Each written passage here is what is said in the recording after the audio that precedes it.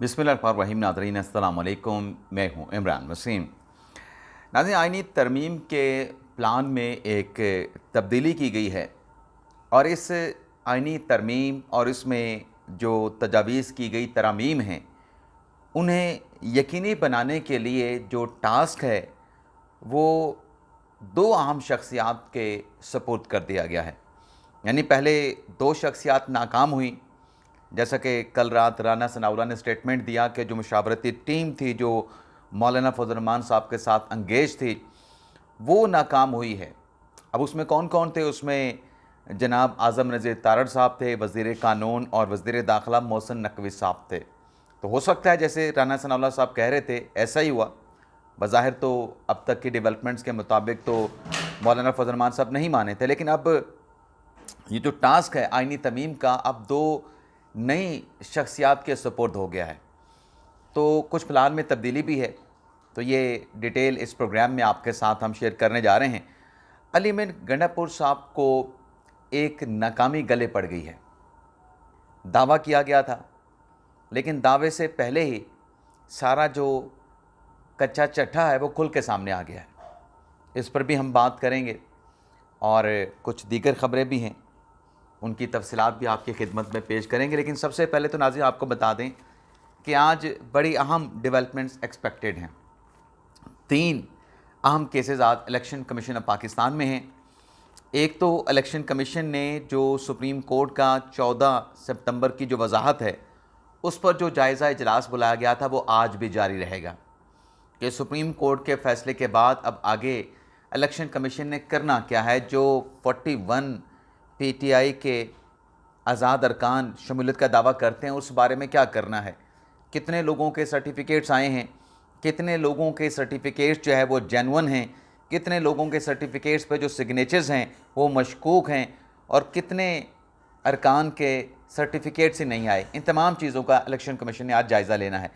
इसके अलावा PTI intra party election case की समाअत भी आज इलेक्शन कमीशन ऑफ पाकिस्तान में होना है और फिर मौलाना फजल रहमान साहब की जमात के भी इंट्रा पार्टी इलेक्शन का मामला जिस पे आज इलेक्शन कमीशन समाअत करने जा रहे हैं। तो 3 डेवलपमेंट्स तो आज इलेक्शन कमीशन से सामने आएंगी। इसके अलावा नाजरीन 2 अहम केसेस हैं।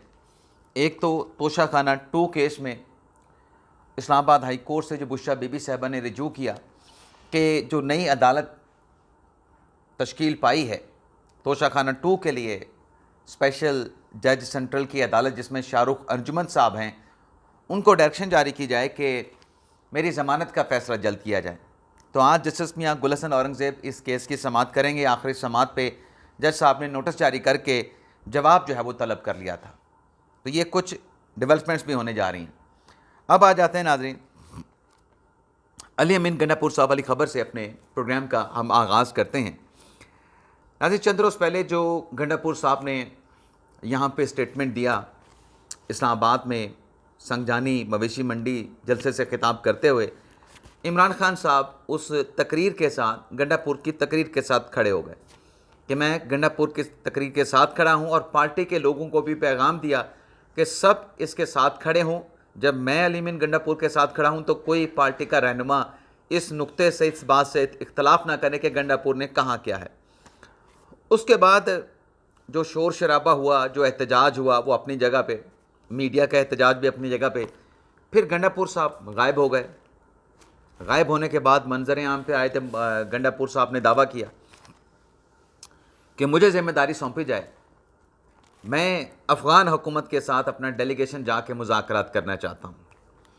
गंडापुर साहब ने कहा कि मेरे जो सूबे के अवाम हैं वो सफ़र कर रहे हैं, उनको मुश्किलात का सामना है, उनके लिए परेशानी है, तो मुझे टास्क दें, मैं जाके अफ़गान हुकूमत से बात करूँगा, जिरगा लेके जाऊँगा, उनके साथ निगोसिएशन करूँगा, उनको राज़ी करूँगा। अच्छा, इस स्टेटमेंट पर भी जो जनाब गंडापुर साहब थे उनको तनकीद का सामना करना पड़ा और बिल्कुल दुरुस्त सामना करना पड़ा, क्योंकि जो खारजी अमूर हैं वो वफाक के पास हैं। अच्छा, उस पर सवालात भी उठे कि गंडापुर ने अफ़गान कौंसल जनरल के साथ मुलाकात की और उस पर तस्वीरें निकाली गई माजी की, हाल की भी कुछ, कि मरीम नवाज़ ब्रिटिश सफ़ीर के साथ मुलाकात कर रही हैं, फ़लाँ के साथ मुलाकात कर रही हैं।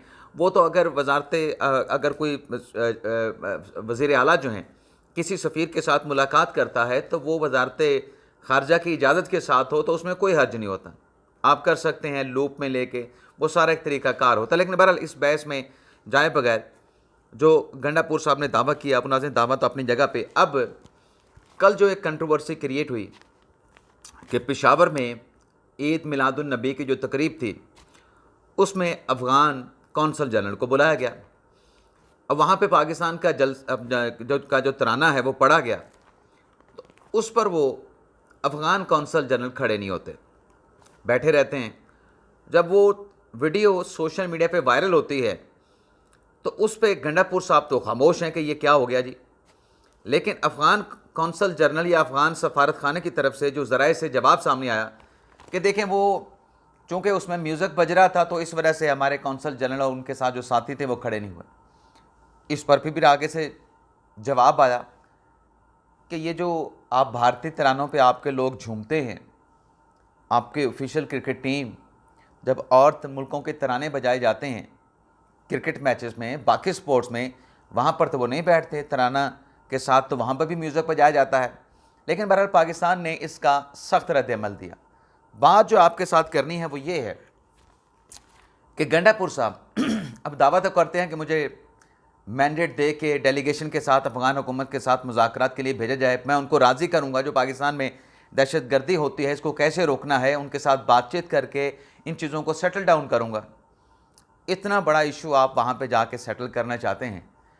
अफ़गान कौंसल जनरल को तो आप खड़े नहीं कर सके पाकिस्तान के तराने पे। इतने बड़े इशू पे आप मैंडेट चाहते हैं। ये पाकिस्तान के तराने की आपकी आंखों के सामने बेहुरमती हो रही थी, आप उनको खड़ा नहीं कर सके कि आप क्या कह रहे हैं, सफारती आदाब की आप खिलाफवर्जी कर रहे हैं। आप जिसमें मुल्क में मौजूद हैं आपने उस मुल्क के कवानीन को फॉलो करना है। लेकिन बहरहाल गंडापुर साहब को तो फुर्सत ना हुई। वफाकी हुकूमत ने, वज़ारत ख़ारजा ने इसका एक्शन लिया और इस पर बयान भी जारी किया कि हम अफ़गानिस्तान में के साथ भी रब्ता कर रहे हैं, यहाँ से भी इस्लामाबाद से भी अफ़गान सफारत खाने के साथ और अफ़गानिस्तान में पाकिस्तानी सफारत खाने के साथ अफ़गान हुकूमत के साथ रब्ते में हैं। और इस पर शदीद बरमी का इजहार किया गया। और फिर अफ़गान एम्बेसी से उनके जो नाज़िमुल अमूर हैं उनको बुला के पाकिस्तान ने अपना एहतजाज भी रिकॉर्ड कराया कि अब इस मामले को जो सफारती आदाब जो कवानीन हैं उसके मुताबिक डिस्पोज ऑफ किया जाएगा। तो उसके बाद फिर जो अफ़गान सफारत खाने का जो मौक़िफ़ है या कौंसल जनरल का जो मौक़िफ़ है आपके सामने है, वो जनाब म्यूज़िक बज रहा था उसमें। कमाल है। सिर्फ ये नहीं नाज़रीन, आप देखें ना कि एक तरफ तो गंडापुर साहब ये इतना मैंडेट लेने की कोशिश कर रहे हैं, दूसरी तरफ कौंसल जनरल अफ़गानिस्तान के वो उठते नहीं हैं। तो इस पे आप ये देखें, मैं एक चीज़ और आपके साथ शेयर करने जा रहा हूँ। एक मिनट जी, एक मैसेज है, ये मैं आपको एक 15 सेकंड का क्लिप है, ये आप सुने। ये मुल्क खत्म हो जाएगा। नहीं, ये मुल्क आप देखो ना, ऐसी बात ना करें। अदलिया के साथ जो कुछ कर रहे हैं, देखे जी, ये मुल्क हमेशा बात रहने के लिए बना है। पाकिस्तान जिंदाबाद, पाकिस्तान पाइंदाबाद। ये फलकनाथ चित्राली हैं, पीटीआई की सेनेटर हैं, प्रोग्राम में बैठ के क्या कहती हैं, पाकिस्तान ख़त्म हो जाएगा। ये इनके कॉलो फेल हैं। आपको 100 इख्तलाफ होगा लेकिन आप पाकिस्तान ख़त्म होने की बात क्यों करते हैं भाई। आप कहें कि पाकिस्तान के लिए मसाइल जन्म लेंगे, आपको आइनी तरमीम पे एतराज़ है, आप कहें कि इसके लिए मसाइल पैदा होंगे। कोई जंग होने जा रही है, आइनी तरमीम अगर हो जाती है, कोई जंग पैदा हो जाएगी। ये इनके हालात हैं, ये इनके मकासद हैं। अब नाज़रीन आ जाते हैं आइनी तरमीम पर बात करते हैं। लेकिन आइनी तरमीम पर बात करने से पहले नाज़रीन, जो मैंने पोल डाला था ट्विटर एक्स पे और यूट्यूब कम्युनिटी पेज पे, कोई उसमें 3700-3800 लोगों ने हिस्सा लिया। जो ट्विटर पे डाला उसमें 1200 लोग ने पार्टिसिपेट किया, जिसमें 58% ने कहा कि मुल्क के हालात की ज़िम्मेदार मार्शलाओं की हुकूमत है। 34% ने ज़िम्मेदारी जुडिशरी पे डाली। जो कम्युनिटी पेज पे मैंने डाली, यूट्यूब के कम्युनिटी पेज पे, उसमें 2500 लोगों ने हिस्सा लिया और 82% ने कहा कि जुडिशल मार्शला पाकिस्तान की तबाही और मुश्किलात का जो है वो सबब है। 14% ने मार्शला पे डाला, 3% ने एग्जीक्यूटिव पे डाला। अब इन तमाम चीज़ों को नाज़रीन अगर कलेक्ट करें तो मजमूई तौर पे मुल्क के क्राइसिस की, माजी से लेके आज तक के क्राइसिस की जो ज़िम्मेदार है वो तो judicial martial law, judicial politics बनती है। और मैं भी इस बात के साथ इसलिए मुत्तफिक हूँ कि जब जब भी मार्शल लॉ लगा, अब अगर उस मार्शल लॉ के ख़िलाफ़ अदालतें खड़ी हो जाती तो हमारे मुल्क में वो मार्शल लॉ टिक नहीं पाता, उन डिक्टेटर्स को अपनी बैरकों में वापस जाना पड़ता। लेकिन वजह क्या थी कि जो अदालतें थीं उन्होंने भी सरेंडर कर दिया मार्शल लॉ के सामने, डिक्टेटर्स के सामने। अल्टीमेटली फैसला तो फिर अदलिया का है। आज जो अदलिया के चैम्पियन बने फिरते हैं वो इस पर भी बात करें, इस पर खामोशी छा जाती है। अब ये जो पोल नाज़रीन सामने आया है, इस पोल को आप सामने रखें तो इससे नतीजा ये निकलता है कि जो एग्जेक्टिव है, जो मुकन्नना है, उसने तो फिर 9% या 3% उसके खिलाफ अगर वोट आते हैं तो इसका मतलब यह है कि मोस्टली जो उनके 90% या 95% जो फैसले मुकन्नना और एग्जेक्टिव के हैं वो मुल्क के हक़ में गए हैं, पाकिस्तान की बेहतरी के लिए किए गए हैं। अब ये जो नाज़रीन आइनी तरमीम आनी है, नो डाउट कि जो कुछ भी एतवार के रोज़ हुआ उस पर नवाज शरीफ साहब बड़े नाराज़ हुए, अपने पार्टी के लोगों से जो मुशावरत कर रहे थे उनके साथ भी नाराज़ हुए। मौलाना के साथ नवाज शरीफ ने खुद रब्ता भी किया। आज आपको पता है कि जो वज़ीर कानून आज़म नज़ीर तारड़ साहब हैं वो तमाम इत्तेहादी जमातों के जो नुमाइंदे हैं और उसके साथ साथ वो सियासी जमातें जो इस आइनी तरमीम के हक़ में हैं उनके साथ प्रेस कॉन्फ्रेंस करने जा रहे हैं और उसमें बताएंगे कि जो आइनी तरमीम के हवाले से प्रोपोगेट किया गया वो कैसे झूठा प्रोपोगंडा है, गलत प्रोपोगेट किया जा रहा है। प्रोपोगंडा भी दो तरह का होता है, एक पॉजिटिव होता है, एक नेगेटिव होता है। तो ये नेगेटिव प्रोपोगंडा किया जा रहा है, इस पर प्रेस कॉन्फ्रेंस करने जा रहे हैं। इसके अलावा सुप्रीम कोर्ट बार की जानिब से, सुप्रीम कोर्ट बार एसोसिएशन की जानिब से आज वकला का नुमाइंदा इजलास भी बुलाया गया है। अब ये जो मामला है नाज़रीन, इस पर भी लोग कह रहे हैं कि वकला भी खड़े हो गए हैं। ये समझना ज़रूरी है कि जो सुप्रीम कोर्ट बार ने नुमाइंदा इजलास बुलाया है जिसमें पाकिस्तान बार कौंसल, सूबाई बार कौंसल, इसके साथ साथ हाई कोर्ट बार के एसोसिएशन के नुमाइंदगान को मदऊ किया गया है ताकि नुमाइंदा वकला का ये इजलास हो सके। ये किसकी छतरी के नीचे हो रहा है? आसमा जहांगीर ग्रुप की छतरी के नीचे होगा और यहाँ पे कंसेंसस डेवलप होगा।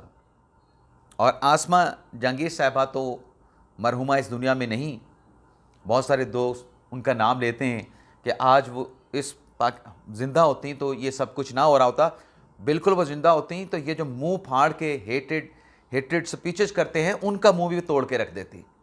क्योंकि मोस्टली लोग तो जो आसमा जहांगीर साहबा का नाम लेके इस तरह की बात करते हैं कि वो ज़िंदा होती तो पता नहीं ये हो जाता वो हो जाता। वो आप लोगों के मुँह के मेचे भी लेती, आप लोगों के मुँह का नाप भी लेती, माप भी लेती। ये जो आप फसाद और फसादी टोला इनकी क्लास भी लेती, इनका कच्चा चट्टा भी खोल के रख देते। तो आज 5 बजे ये इजलास भी होना है। लेकिन जो असल आइनी तरमीम का नाज़रीन उस मामला है उस पर यह है कि अब इस बात पे इत्तफ़ाक़ कर लिया गया है कि जिन तरामीम के ऊपर ऑलरेडी इत्तफ़ाक़ हो चुका था, मैंने आपको प्रोग्राम में सबसे पहले बताया था कि मौलाना फजल रहमान साहब किन बातों पर राज़ी नहीं हुए। तो जिन बातों पर मौलाना फजल रहमान साहब आइनी कोर्ट पे बाकी जुलूसी इस्लाहात पे मान गए थे उन पर काम को मुकम्मल किया जाएगा।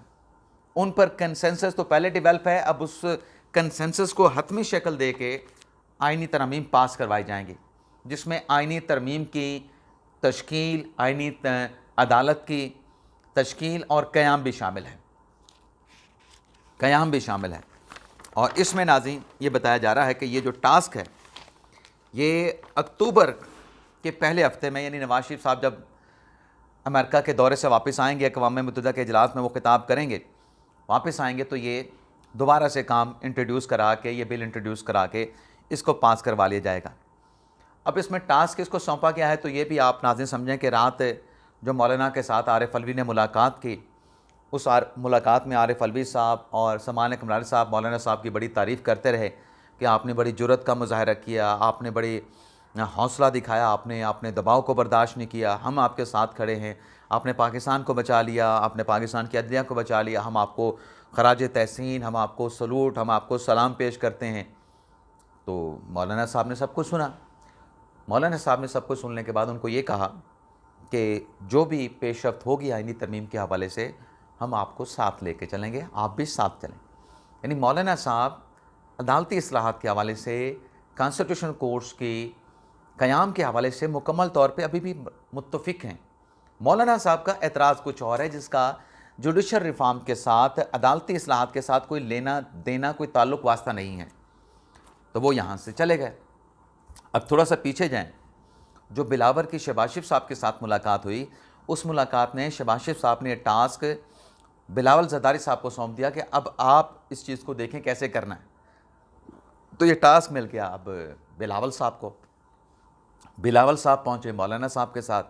अब मौलाना के साथ जो मुलाकात हुई है बिलावल ज़रदारी की, उसमें इस बात पे इत्तफाक पाया है कि पाकिस्तान पीपल्स पार्टी अपना जो मतलब उसमें बहुत सारी चीज़ें जो मिक्सअप हो गई हैं, उसमें से जुडिशल रिफ़ॉर्म का जो मसवदा है वो तैयार किया जाएगा अलग करके, और जुडिशल रिफ़ॉर्म का मसवदा जो पीपल्स पार्टी तैयार करेगी वो मौलाना साहब के साथ शेयर किया जाएगा, और मौलाना फजल रहमान साहब की जमात के जो लीगल माइंड्स हैं वो अपना मसवदा तैयार करेंगे, और वो मसवदा जब दोनों शख्सियात के तैयार हो जाएंगे फिर उसके ऊपर बैठ के इत्तफाक राय पैदा करके इसके ऊपर फ़ाइनल जो डिसीजन लेना है वो लेके उसको आइनी तरमीम के मसवदे को कौमी असम्बली, सेनेट यानी पार्लियामेंट के ऐवान में जो है वो पेश कर दिया जाएगा। तो ये नाज़िम फ़ाइनल सब कुछ हुआ है। बाकी बिलावल ज़रदारी साहब, जब ये इस्लाहाती कमेटी का नाज़िम इजलास चल रहा था, वहाँ पर भी तहरीक इंसाफ के लोग मौजूद थे, तो बिलावल ज़रदारी साहब ने वहाँ पे उनको हकीकत दिखाई थी, हकीकत बताई थी, यानी आईना उनको दिखाया था। क्या कहा था ये नाज़िम आपको पढ़ देता हूँ। बिलावल ने बैरिस्टर गौहर और दीगर पार्टी रहनुमाओं से सवाल किया, क्या आपके पास तरमीम का अख्तियार है? फिर बिलावल के सवालात पर पीटीआई रहनुमा मुकम्मल तौर पर वहाँ पर खामोश रहे, लेकिन शिबली फराज ने साबिक़ वज़ीर-ए-आज़म ज़ुल्फ़िकार अली भुट्टो, मोहतरमा बेनज़ीर भुट्टो और मौलाना फजल रहमान साहब के वालिद मुफ्ती महमूद को खराज तहसीन पेश किया। ये इस्लाहाती कमेटी के इजलास की बात हो रही नाज़रीन, वहाँ पे मौलाना फजल रहमान साहब भी मौजूद थे। जब शिबली फराज साहब ने खराज तहसीन पेश किया और कहा कि बिलावल भुट्टो, मौलाना फजल रहमान और ईमल के बुज़ुर्गों ने आइन साजी के लिए बड़ा किरदार अदा किया है, तो वहाँ पर बिलावल ने जो जवाब दिया उस पर चुप साध ली पाकिस्तान तहरीक इंसाफ के रहनुमाओं ने। बिलावल ने कहा कि जब आप अपोजिशन में होते हैं तो मेरे नाना, मेरी वालदा हमारी तारीफ़ करते हैं, आप हुकूमत में आके इन तमाम नज़रियात को भूल जाते हैं। अजी ये था हमारा प्रोग्राम। आज जो भी डेवलपमेंट्स होंगी उसकी तफसीलात नेक्स्ट व्लॉग में आपके साथ हम शेयर करेंगे। इजाज़त चाहते हैं, अल्लाह हाफ़िज़।